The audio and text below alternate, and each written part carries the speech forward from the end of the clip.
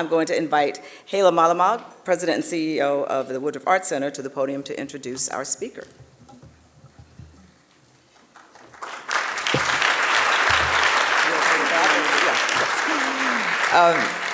Thank you, Kathy. I am going to make a very brief introduction of Carol Tomé.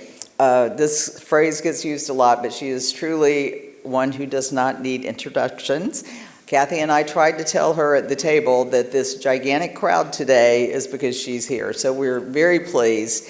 CEO of UPS, we all know that, 18 years as CFO of Home Depot.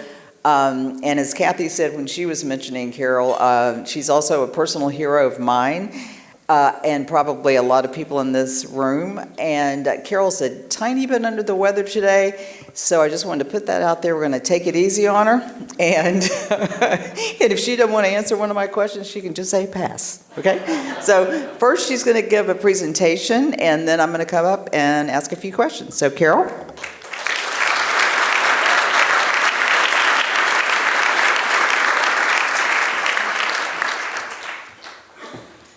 Hala, thanks very much for that kind introduction. Hello, everyone. It's great to be back at Rotary. I'm thrilled to be here. See so many of my friends. It's great. Kathy and Keith, thank you for asking me to come back. I do have a few prepared remarks, and I'm really looking forward to the fireside chat with Hala. We don't have a fire, but it's still going to be a great chat. So am I running the charts, or is somebody running the charts for me? All right, so the best way, I think, to start a UPS presentation is with a video. So if you would run the video for me, please. Trust is being able to let go. And every day, millions of businesses come to us and do just that. Into the hands of a team that moves with purpose and precision. Running on a world-class network with technology that brings visibility to every step. All delivered with a warm smile, or even colder than ice. With a complete end-to-end cold chain, we hold on so you can let go. And that's why UPS is the most trusted shipping brand. UPS, be unstoppable. What a great way to start, right? Be unstoppable. Trust. I think that's a great message for all of us. Now, today what I want to talk about are 4 things. I'm going to share some fun facts with you about UPS, then talk about some of the challenges and opportunities that are facing our company, share with you how we plan to grow, and then wrap it up with a few comments about giving back, particularly here in Atlanta. So just a few fun facts. I hope you know our company. Hopefully we're delivering packages to your home and your businesses every day. But if we go to the next chart, please. Yeah, just a few fun facts. You know, we just celebrated our 118th birthday as a company. Thank you very much. Yep. And we are proud to call Atlanta our headquarters, but that's not where we were started. We were started back in Seattle, Washington. When you think about UPS, think about scale. We deliver 22 million packages every day around the world in more than 200 countries and territories. We do this with almost 500,000 UPSers who are delivering great customer service every day. There's a lot of data on this page. The one piece of data that I want to call out, because it astonishes me, is look at the number of tracking requests we receive every day. 744 million. People want to know where their packages are, so they keep hitting us, either through their My Choice app or on our website or in our call centers. We have 7 call centers around the world. And I'm happy to report that we do have the best on-time delivery of any carrier, so you don't need to check. You don't need to check. We'll get it to you. We'll get it to you. So if you look at the next page, this is really how we've operated over the past 118 years. It's our culture operating system. And that's the who, what, how, and why of UPS. It starts with the why, our purpose. And our purpose is moving our world forward by delivering what matters. I love that so much because it's not just about moving goods, it's about doing good too. The how we bring this to life is based on our culture and our values of trust, integrity, excellence, and responsibility. It's also based on our leadership model, which is head, heart, and hands. Head, future focus, heart, empathize, and hands, do. The what we do is our strategy, customer first, people-led, innovation-driven. And who we serve, well, we serve our customers.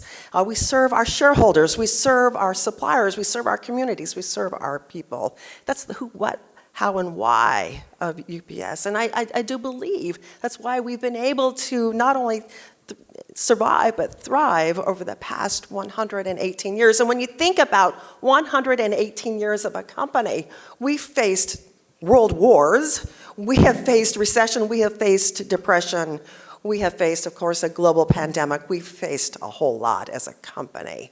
And we're certainly facing some things today. So if you go to the next chart, you can see just what's happening with global trade. I'm not going to talk about policy other than this. Trade follows policy, and generally tariffs are not good for trade. So on the left side of this chart, you can just see a handful of countries that have had tariffs assessed against them. Those tariffs range anywhere from 15% in the EU to 55% in China or 50% in India. The bars represent the millions of dollars of imports that come into the United States, this data as of 2024. So there's a lot of change happening in the tariff world. And what happens when you see tariffs is trade doesn't stop. It moves. So if you look at the right side of the chart, you can see the projected movement in trade flows. And to make that real for you, in the second quarter of this year, we made 100 operational changes just to follow how trade was moving. Our China to US trade lane, which is our most profitable trade lane, when the tariffs went in May, we saw volume in that trade lane drop by 50%. But at the same time, we saw volume in our China to the rest of the world trade lane increase. So this is just a really interesting time for anybody who's in global trade and any of you who may actually be importing products. So we are working really hard to make sure that we can meet the needs of our customers, not just by providing on-time delivery, but through some other steps as well. So if we go to the next page, you can see some of the actions that we are taking to help our customers navigate through this, unprecedented time. This is the most significant change in trade in 100 years. So first, we've created an economy product. So we can lower your cost of importing products into the United States. Now, it comes with a longer time in transit, but if cost is important to you, we can provide you with an economy product. Secondly, we've really worked with the data that we have to create a better checkout experience for our customers. Up until this year, if you were making a cross-border purchase, you didn't know the duties, taxes, and fees at the time of checkout. You only knew when the package arrived at your home. Sometimes that package arrived with a big old check that you didn't want to pay.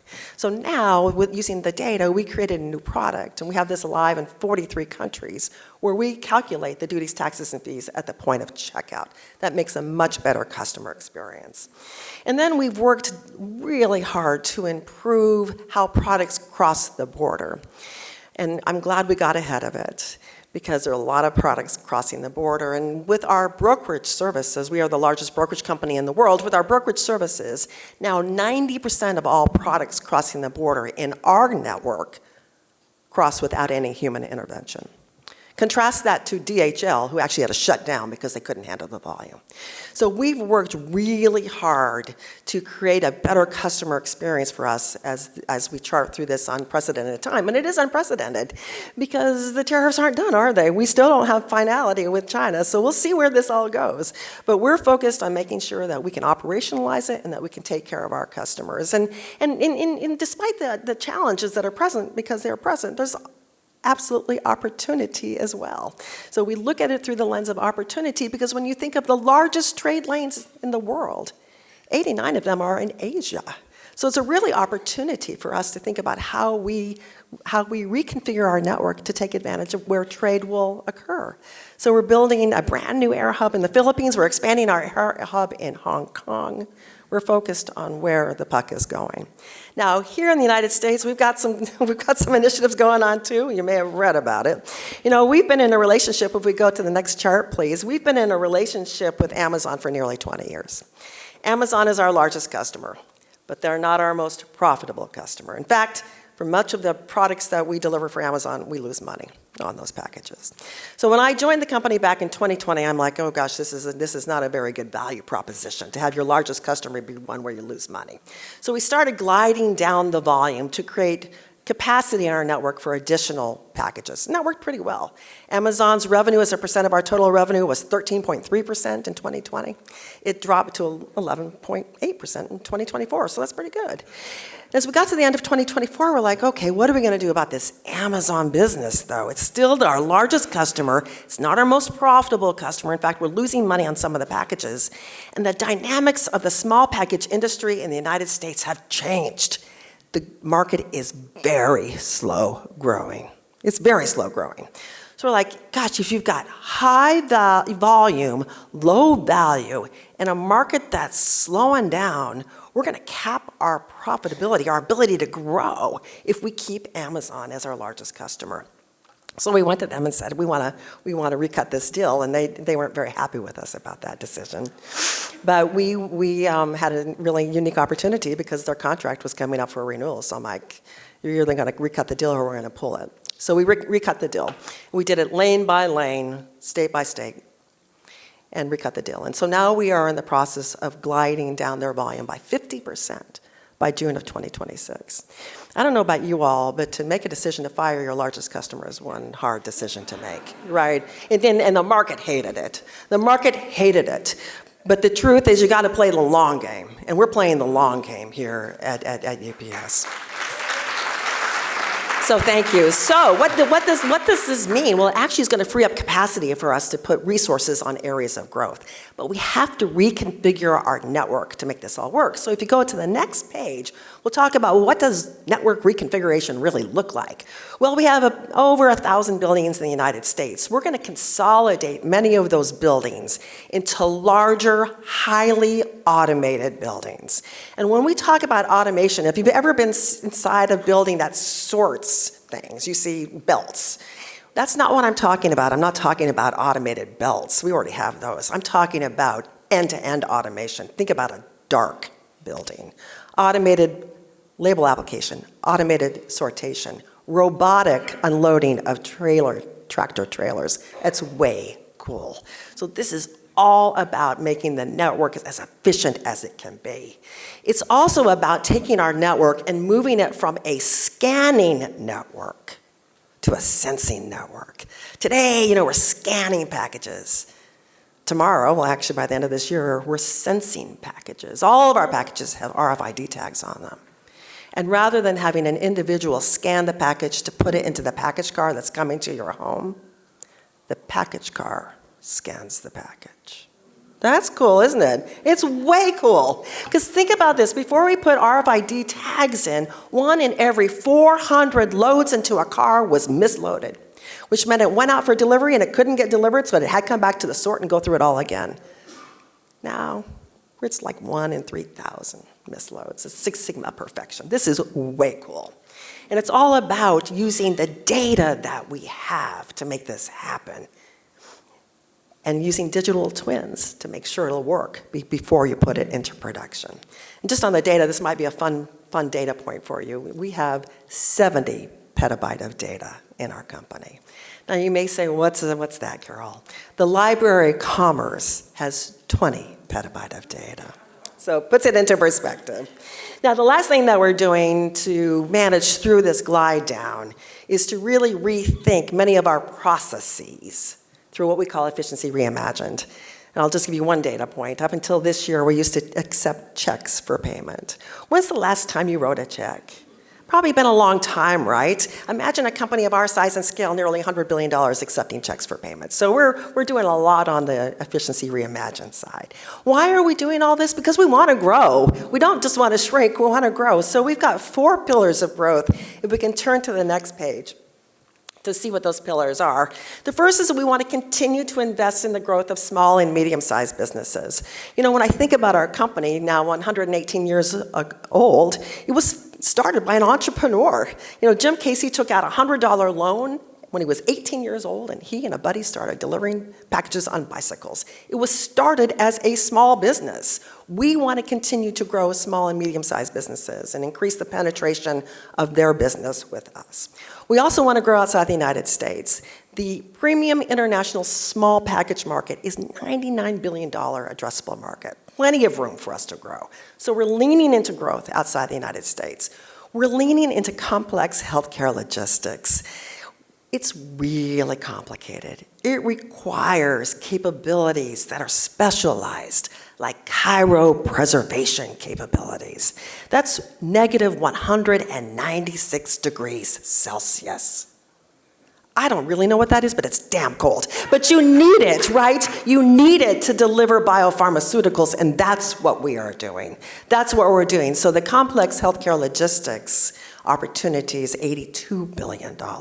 So we're going to focus and lean in there. And then lastly, we're leaning in on our on-demand network. And our on-demand network consists of our UPS stores. We now have 5,700 UPS stores. It consists of Rotary, which is a same-day delivery offering for big, bulky items, as well as Happy Returns. Returns are a real pain in the rear end for all of us who are returning packages, as well as the shippers who have to receive those packages. So we've created a seamless, boxless, wonderful experience for returns.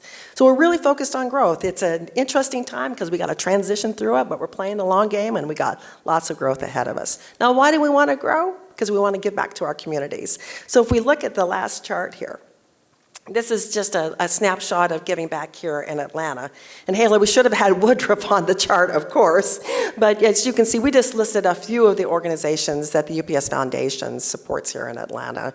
And we're very proud of our ability to support not only of our dollars, but of our volunteer time. It's part of our culture. It's who we are. What makes us, it makes us brown. And just a few final comments before we move to our fireside chat. I think that community is our responsibility as leaders. And my personal point of view that as a CEO, we're no longer CEOs of companies. We are CEOs of communities. That's what we are. We are CEOs of communities. And we need to understand that our stakeholders are broad. We've got to listen to our stakeholders, and we need to support them as we can. As a CEO, I think we're at the contradiction, or at the intersection of every contradiction. The intersection of every contradiction. And what does that mean? Well, it means in times like this where I'm gliding down volume and the stock is sold off and things don't look that good, I could have cut back on giving, but didn't, right? That's a contradiction. But I'm going to keep giving because it's the right thing to do because we're playing the long game. And at the end of the day, when you're tussling with those decisions, because we all tussle with those decisions, I think that purpose is the way you make your choice. And our purpose, moving our world forward by delivering what matters, enables us to make that choice. So those are my prepared remarks. And Haley, you want to come up here? Let's do our fireside. Well, Carol, your presentation was so thorough. You've actually answered almost every question I have on this list. Awesome. Because I know you've said before, you're the CEO of communities. I had that one. I think the one I want to start with, though, and again, you've answered it, but I find it so remarkable and so much a part of who you are and who every CEO needs to be. And that's that old adage that if you don't create your own future, someone else will create it for you. Right. And I definitely thought about you when I first saw the information, to your point in the stock market news about Amazon.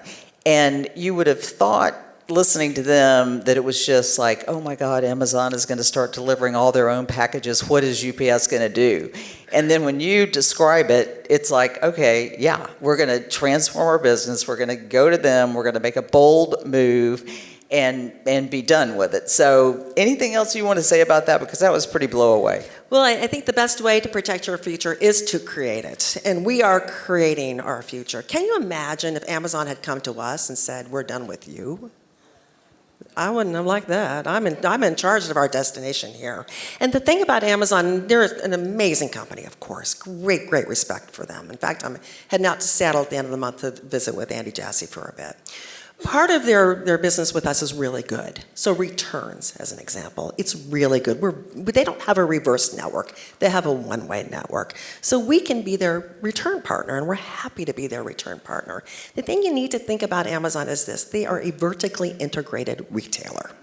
They carry products in their DCs, don't they? That's why you're getting products at 4 in the morning, or those crazy hours, right? Because they're just picking it from their DC, putting it on a car, by a driver who doesn't work for them, by the way. All of those employees that come to your house, all of them are outside. All of them are outside. None of them are employees. So I think it's just this different model, and I don't want to be beholden to that model. I want to grow our own way. Well, that's another thing. I didn't realize it until literally a few weeks ago that all their drivers are outside. Outside. And some of them are quitting because they're expected to pay for the car keep up, the van keep up. Yeah. And so that's really got them going. And then the other thing, on the contrary, in your report, and I'm not sure you mentioned it, but you have something like a gazillion drivers who've gone a gazillion years with no accidents. So tell me about that kind of loyalty and just excellence in operation. Yeah, so it's really something we're very proud of.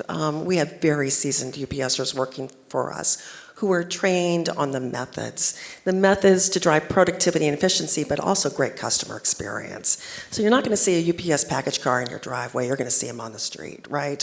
Where an Amazon service provider or anybody else, because FedEx drivers, by the way, aren't employees. Anybody else is just backing into your driveway and running over your flowers. And so we very much, they do, we very much take this seriously. And safety and safe driving is a hallmark of our company. We believe it's a UPSer's Bill of Rights to go home the same way you came to work, and that's safe. So we have over 10,000 UPSers who have 25 years or more of safe driving experience. That's way cool, isn't it? They're a member of what we call the Circle of Honor, and we celebrate them every year for their great driving records. Yeah, I thought that was just really pretty cool, especially considering one of your competitor delivers with a different model. So I thought that was interesting. Right. One of the, let's turn to leadership, because again, I think you had the opportunity to talk a lot about what you've been doing with UPS in the last 6, 12, 18 months. So, some people may think this is a silly question, but you were so engaged and in such a leadership role for those 18 years you were at Home Depot, in the community, in your own company, just in the country, in the world, just in every way. So I think this is an okay question for you. Because you were in such a leadership role there, what did it feel like stepping into the CEO role, and how different is it? Well, I'll tell you, there are lots of differences, but the significant difference was this. The 18 years as CFO and almost 25 years at Home Depot, I had a really great relationship with the men and women who worked in our store.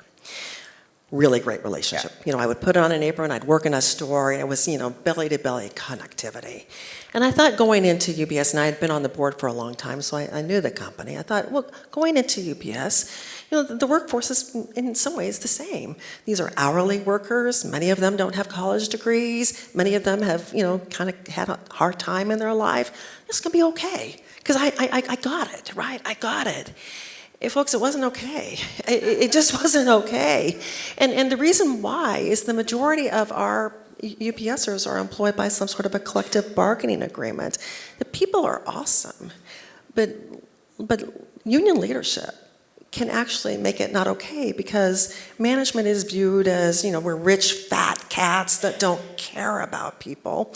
And to make that really real for you, unloading a tractor trailer, those 18-wheelers that go down the highway, unloading that tractor trailer or loading it is hard work. And I wanted to know what that was like. I wanted to know what it was like for our people, so I could take the learnings away and see if there's something I could do to make it a better experience. So I went in and I unloaded a tractor trailer. It was hard. And then I loaded my first trailer and built my first wall, and I'm like, I am exhausted. This is hard. But I realized that if I could put some big-ass fans, it's a brand name, by the way, if I could put some big fans in, it would actually make it a better experience. So I was really pleased with the learning I had. You know what happened to me, Ayla? So a woman, Teamster UPSer, filmed me and filed a grievance, thinking because that you did her work. Because I did her work. And I said, I promise you, I am not good at this. I promise you I'm not taking work away from you. I want to know how I can improve the experience. So that was one of my first oh, this isn't going to be easy. This isn't going to be easy, and it's still not easy. Just to keep it real for you, I was in Indianapolis 3 weeks ago, and I went in to meet with our people and to meet customers and do a town hall, you know, the things that we all do when we go out to visit. I was greeted by an enormous blown-up pig with holding dollars, with signs from people protesting who don't even work for us. UPS lies, and you know, all this sort of stuff. And so my security team, who's here today, said, well, we're going to take you in the back way. I'm like, oh, no. We're going to go right over there. We're going to go right over there, which I did. Because, you know what, my goodness gracious, they matter to me. At the end of the day, they are UPSers. They are UPSers and they matter to me, and I'm going to work as hard as I can as long as I'm there to see if I can break that down. Good for you. Good for you. Well, my next question is kind of more broad, but it's in the same area, and and maybe I'm projecting here, but a little bit, and maybe some other people feel this way. But you know, is leadership more difficult these days? I mean, you know, you've got the whole 5 generations in one workplace. I know that topic is a little overdone, but it's still real. And, you know, just then you've got the whole global shift and talking about your main trading lane changing 50% overnight. I mean, it just seems like everything seems more complex and unsettled. Well, it's certainly very difficult to put together a forecast. In fact, I don't anymore. I stopped giving guidance. I just have scenarios, and I pivot to the scenario that's playing out because it's very difficult. This is a really interesting question because I don't want to be too self-absorbed here, but I think it's harder, candidly, especially if you're in a public company, because you can say something publicly that could have you hauled off to the White House today, right? So it's harder. It's harder. Yeah. Well, thank you for admitting it, because I just think it is. So, Kathy, are you up here giving me a signal? I think we're getting a hook. I just want to open it up. If any of our Rotarians want to come to the mic and ask a question, please feel free to do that, right? Has Kathy been up here a long time? No, okay, I good. just walked up there. No, I just walked up, so yeah. Carol, thanks for being here. You have always been such an advocate for advancing women and people of color in talent, and I'm curious, as you look at that model of innovation and growth, how do you build the leadership team around you that you need? So we're super focused on that. One thing I learned when I joined UPS is that we really value tenure. And tenure is great. It's awesome. Experience matters a lot. But we valued it more than we value talent. So we've been really leaning into talent development, talent identification early on in one's career and then helping them grow. We've got career architecture that's allowing us to do just that. And I couldn't be more proud of that, because what we've been able to do, Helene, is that over the past 5 years, more than 80% of all the internal promotions are coming from within, but the age and the experience has dropped. So that's a good proof point, right? That we're really focusing on getting the right people in the right job. And it's, we're so fortunate in that we operate in over 200 countries and territories around the world, so our employee base can reflect our customer base. And that's what it does. I'm really proud of that. Thank you. Hi, Carol. Hey, great to see you. how are you, Mary? Kayla, thank you. Thanks for all the hard work and for playing the long game, even in a public company. It's amazing to see. As a 30-year UPS customer, I'm excited to see that one of your prongs and pillars is for small to mid-sized businesses. So curious if you can expand on that a little bit. I have 5 different ways I can think it could be better, but I'm curious to hear. Well, first of all, please tell me that. Then I'll connect with you afterwards so we can talk about it. But don't you think our contracts are too complicated and take too long? Absolutely. Don't you think our onboarding is horrible and that we fail you on the time that we onboard you? Yes. Don't you think our pricing could be done differently? Absolutely. Okay, all right. So shall I go on? And as a small business person, P&L makes a difference, and a 1% increase in shipping over the last couple of years is hard. Well, I'll make it worse for you. Death by 1,000 cuts. So we're changing dimension weights, we're changing this, we're changing that, and if you have a plan that you're trying to manage to, and it's difficult today, we just make it even harder. So we're going to fix it. We're going to fix it. We're going to fix it because the only way to win is to go to where the customer wants us to be, not where we want to be, where the customer wants us to be. So, bring it on, Mary. Keep telling me what we need to work on so I can do it. Happy to, and thank you for doing the hard work. Okay, thank you.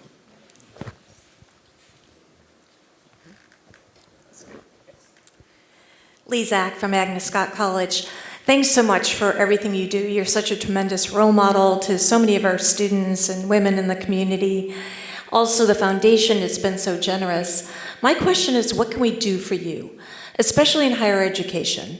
What is it that you need to succeed, UPS needs to succeed, and other Atlanta businesses need from higher education? Well, the jobs are changing, right? With technology advancements, we should expect that. We've seen that throughout time, and it's going to ramp up, isn't it? So we need to make sure from a higher education perspective that we're really helping our students understand that too, right? Generative AI is a new kettle of fish. Critical thinking is critical in today's world. And we have to get people really comfortable with this, really comfortable that the work that they might have been doing as an accountant, let's say, is going to go away. But there's a job for them to think about the problem that we're trying to solve and create a solution for that problem. So critical thinking is just job number one, and we're not necessarily seeing that all the time. So anything you all could do to help us, and I know you are, please do. Liberal arts education. All Thanks so right, much. Thank you. Carol, you talked about unions, and I'm fascinated. What does a CEO do to maintain a diplomatic relationship with union leadership? I mean, you were kind of glib about what you did and how you did it, but I'm sure you had to find some point of balance to have communication with them, keep an open dialogue with them, so that you can run your company going forward, given the fact you have this large union workforce. Yeah, so we went through the largest labor negotiation in the history of the United States back in 2023. And our approach with that negotiation was win-win-win. A win for our people, a win for Teamsters, and a win for our customers. And it was difficult. It was difficult beyond belief because Teamster leadership elected to negotiate in the airways, and I respect the collective bargaining process and wanted to negotiate at the bargaining table. So while there were many people who wanted me to say, let's take a strike, it would have been disastrous for our country. We move 6% of the US GDP every day. It would have been a disaster for our country. And oh, by the way, there was excess capacity in the marketplace. It wouldn't have been too good for us either. So we kept the eye on the prize of win, win, win. And we were able to deliver it. And not make ourselves, or myself, important here, but actually make our customers and our people important. So I'm proud of that. I'm also proud, I'll share with this, maybe some of you know this story because I love this story. The Biden administration was reportedly the most supportive of labor of any administration that we've had. During the contract negotiation, they met with us a lot, but they didn't want to get involved. Fair enough. So the negotiation is going super sideways, super fast, and is getting down to the very last moment where it's like, if we don't have a deal, if they don't come back to the bargaining table, we're not going to have a deal. Oh, by the way, they ghosted us. They wouldn't return our calls, wouldn't return our texts. So I'm like, okay, well, I told my team, I said, well, if this goes the wrong way, I'm going to put on my leather jacket and badass Carol's coming out. But right now, I'm hoping that's not the case. But the days are counting down, and I get this telephone call. We had just gotten a letter from the Democratic caucus, and it was very negative, very negative. I'm like, oh boy. But one person who didn't sign that letter was Nancy Pelosi. Now, I had never met Nancy in my entire life, and she called me. She said, I'm calling you, Carol. I'm not calling you out, as the letter did. I'm calling you to see how I can help. And I'm like, oh, well, Madam Speaker, thank you very much. She said, so she went through a litany of things she thought were open. I'm like, oh, no, we've taken care of that. We've taken care of that. We've taken care of this. She said, well, what can I do? I said, well, you could ask the leader to come to the table and negotiate with us. She said, well, I can do that. And I said, well, thank you. That would be so wonderful. So she did.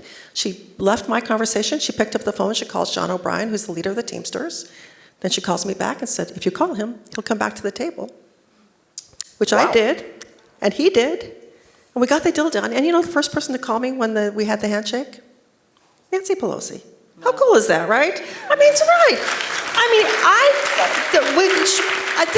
To me, this is just so important to shout her out for this. First of all, I tend to be on the conservative side of politics.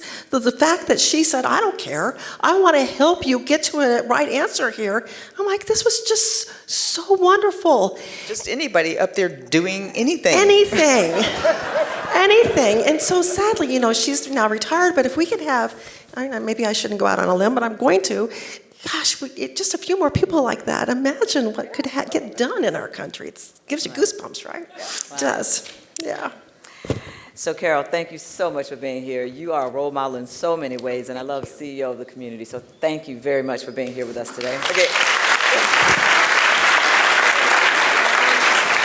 This is Carol under the weather, okay? Thank you. Thanks, Ayla. Thank you.